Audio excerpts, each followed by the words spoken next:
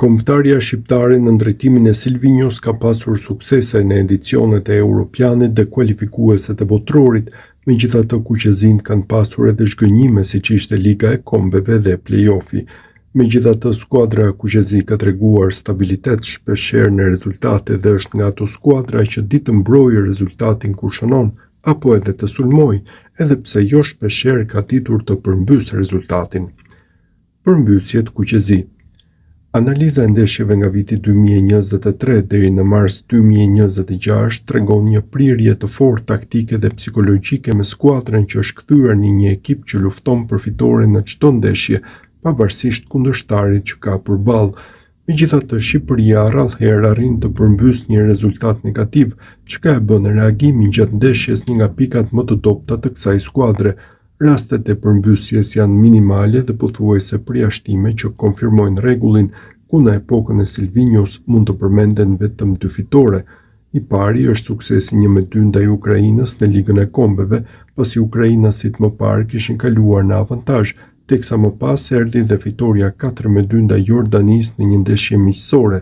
Kuqezinjt kaluan në disavantazh 0-1 dhe më pas ditën të shënonin 4 herë për të fituar me rezultatin 4-2. Në asnjë rast tjetër kuqezinjt nuk kanë arritur të fitojnë pasi kanë posuar gol të parët, duke treguar një pikë të dobët për skuadrën që ka ndikuar jo pak në rezultatet e marra në epokën e brazilianit.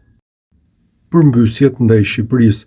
Kur Shqipëria kalon e para në avantazh, skuadra transformohet në një ekip kompakt dhe rrallëherë ditë ndëshkohet dhe këtë e vërtetojnë fitore të rëndësishme si ato ndaj Çekisë 3-0, Polonisë 2-0 apo edhe ndaj Letonisë e Serbisë me rezultatet 1-0 dhe 0-1. Grinta që ka Shqipëria kur kalon në avantazh shpeshherë bën një skuadër që nuk thyet dhe entuziazmi për të qëndruar në avantazh dhe për të marrë pikë të plota sjell më shumë siguri në prapavijën kuqezi. Megjithatë, edhe në këtë skenar pozitiv ka luhatje. Ka disa raste kur avantazhi nuk është administruar deri në fund, duke prodhuar barazime si ndaj Kroacisë në Europian apo edhe ndaj Moldavisë apo Letonisë. Këto ndeshje tregojnë se edhe pse skuadra funksionon dhe shënon, përqendrimi nuk është gjithmonë konstant. Për më tepër ka edhe raste kur kuqezinjt janë përmbysur dhe në të dyja rastet bëhet fjalë për ndeshje që Shqipërisë i kanë kushtuar ekstremisht shumë. Kuqezinjt e Silvinjos u përmbysën për herë të parë në Europian, goli shënuar nga Nedim Bajrami që në sekondat e para bëri që të kishte shpresë për një 3 pikësh në Europian, por azzurrët arritën të përmbysnin rezultatin. Një fitore e Shqipërisë aso kohë do e ndihmonte skuadrën tonë që të kalonte grupin për të qenë për herë të parë në fazën e 1/8. Një tjetër ndeshje ku Shqipëria nuk e ka menaxhuar fitoren është e freskët. Vetëm pak ditë më parë kuqezinjt u eliminuan në play-offin e botrorit, goli i Hoxhës i dha shpresa kuqezinjve për një rezultat pozitiv, e madje pati dhe shumë raste të mira shënimi, por më vonë ishin vendasit që fituan 2-1. Në total, tabloja kur Shqipëria shënon e para është kryesisht pozitive, pasi shumica e ndeshjeve mbyllen me fitore, humbjet janë të rralla dhe barazimet vinë si pasojë e detajeve. Kjo tregon se skuadra ka ndërtuar një identitet të qartë mbrojtës dhe di të organizohet kur është në kontroll të rezultatit.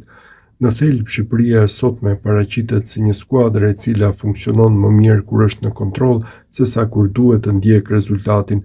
Kur kalon në avantazh rritet besimi, linjat afrohen dhe loja bëhet më e disiplinuar.